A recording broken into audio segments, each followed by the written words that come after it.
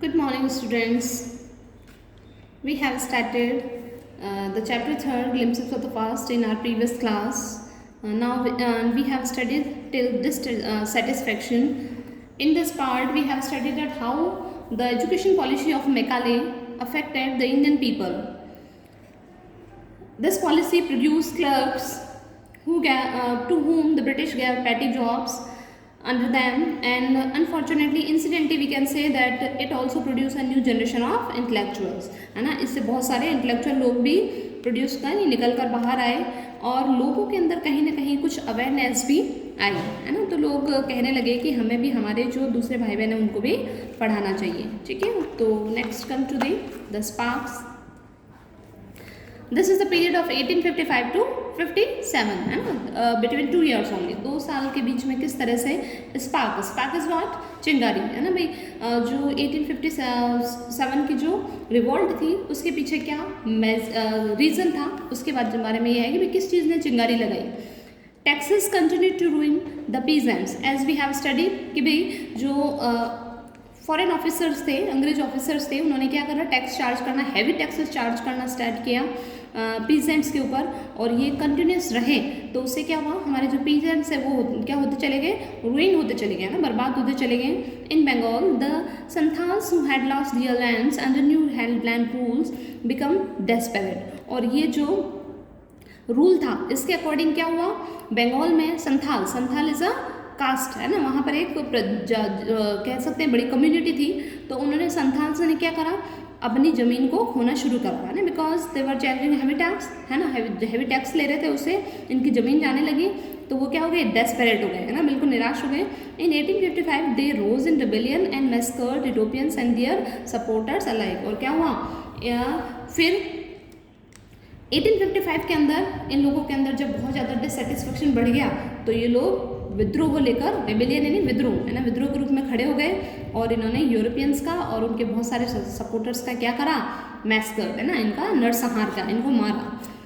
Discontent was bring in the East India Company's army too, और ये जो असंतोष था, है ना, ये क्या हो रहा था, ईस्ट इंडिया कंपनी के अंदर भी जो सैनिक थे उनमें भी फैल रहा था। ब्रिंग यानी increasing. The white soldier gets huge pay mansion to live in servants. Now you can see here, जो सैनिक है वो बात कर रहे हैं ना, जो इंडियन सैनिक है वो कह रहे हैं कि वाइट सोल्जर्स जो होते हैं ना, यानी जो अंग्रेज जो सैनिक हैं, इनको बहुत ज़्यादा पे किया जाता है ना, यानी सर्विस के तौर पर इनको जो सैलरी मिलती है, जो इनका पैसा है, इनकी जो monthly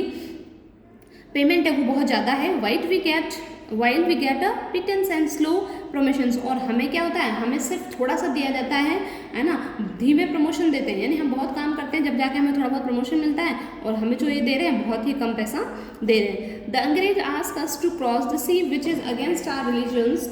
who is the Topiwala to abolish our age-old customs. Now you can see here that soldiers are talking to each other that ये अंग्रेज जो है ना, ये क्या कर रहे हैं, हमको क्रॉस करने से मना कर रहे हैं सी को, है ना। ये हमने पढ़ लिया था, लोगों के अंदर जो रिलीजियस लीडर्स थे वो ये मेंटेलिटी डेवलप कर रहे थे कि हमें सी क्रॉस नहीं करना, ये क्राइम होगा हमारे रिलीजन के अगेंस्ट। तो यही चीज़ इन लोगों के अंदर भी थी कि अंग्रेज जो है हमें सी क्रॉस करने के लिए, है ना, भाई जहाँ समुद्र पार करने के लिए, यानी दूसरे कंट्री में भेज रहे हैं,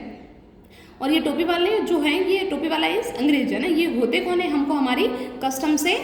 दूर करने वाले, हैं ना, हमारे कस्टम को, हमारे रिवाजों को ख़त्म करने वाले। We must drive out the angrez, हमें क्या करना चाहिए, इन अंग्रेज को यहाँ से ड्राइव आउट करना चाहिए, ड्राइव आउट नहीं, भगा देना चाहिए। सिपाही Mangal Pandey attack the agent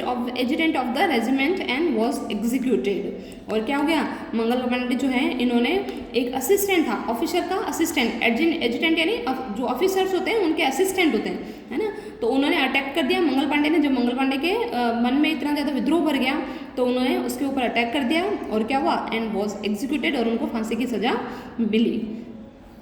thousands of other सिपाही रिवोल्टेड, और उन्हीं को मोटिवेशन बना के बहुत सारे जो अन्य सैनिक थे, है ना, थाउजेंड्स, हजारों की संख्या में उन्होंने भी रिवोल्ट कर दिया, रिवोल्ट यानी क्रांति कर दी। दे वर स्ट्रिप्ड ऑफ देयर यूनिफॉर्म्स, और उनसे क्या गया, उनसे उनकी यूनिफॉर्म स्ट्रिप्ड मैंने छीन लिया, है ना, कि भाई आप आर्मी में होकर रिवोल्ट करोगे तो आपसे आपकी क्या जो वर्दी है या फिर जो यूनिफॉर्म है वो छीन ली जाएगी, यानी उनको उनकी नौकरी से बेदखल कर दिया गया।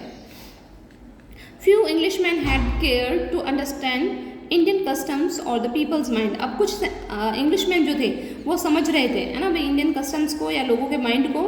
O proud Brahmin soldiers, do you know that the grease on the pullet you have to bite are made from the fat or cows or pig? Now यहाँ पर एक जो ब्राह्मण दिख रहा है ना, ब्राह्मण से दूसरा कह रहा है कि क्या ब्राह्मण तुम जानते हो, है ना, ये ओ प्राउड ब्राह्मण सोल्जर्स, वे ब्राह्मण सोल्जर्स, क्या तुम जानते हो कि जिस बुलेट को ग्रीस करने के लिए तुम क्या करते हो, बाइट करते हो, है ना, आपने देखा होगा कि बुलेट जो था उनको मुंह से तोड़ना पड़ता था, है ना, तो उसके अंदर क्या होता है, फैट यूज़ की जाती है काउज और पिग्स की, है ना, तो ये it was the main reason, काफ़ी रीज़न, बड़ा रीज़न था, है ना, जो इंडियन सोल्जर्स थे उनके लिए बड़ी धर्म के प्रति एक कह सकते हैं कि बहुत अलग बात थी कि हम ये फॉलो नहीं करेंगे,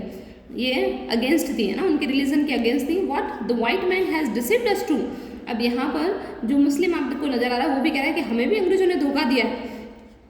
Soon chapatis were sent from village to village to tell the people that their emperor would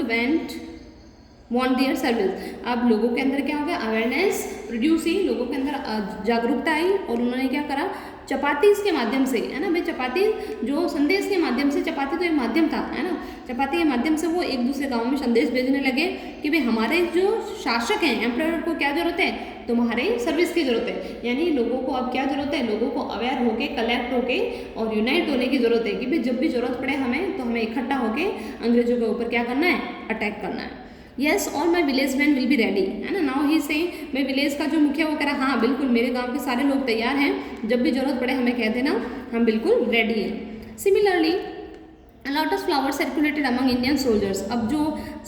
east India company में जो सोल्जर्स थे, है ना, उनके थ्रू जो अपॉइंट किए गए थे, वो वहाँ पर भी लोगों के अंदर अवेयरनेस आ गई, उन सिपाही के अंदर भी अवेयरनेस आ गई, तो उन लोगों ने भी क्या किया, लॉटस फ्लावर जो है वो सर्कुलेट किए गए, ये प्रतीक था, है ना, और क्या किस चीज़ का, डेथ टू द फॉरेनर, कि भाई जिस अंग्रेज सैनिक है इनको हमें क्या करना है, मारना है। The masses gave all help and shelter to the patriots, अब जो पैट्रियट्स है, पैट्रियट्स यानी जो देशभक्त हैं, जो ये काम कर रहे थे, है ना, अंग्रेजों के खिलाफ जो एक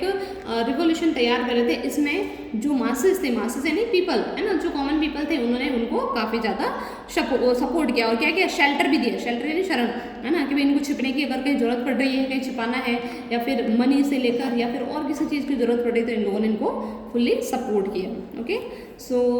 next part is revolt and the fight for freedom, there is two we will complete in the next video. Okay, so read it at home. Goodbye.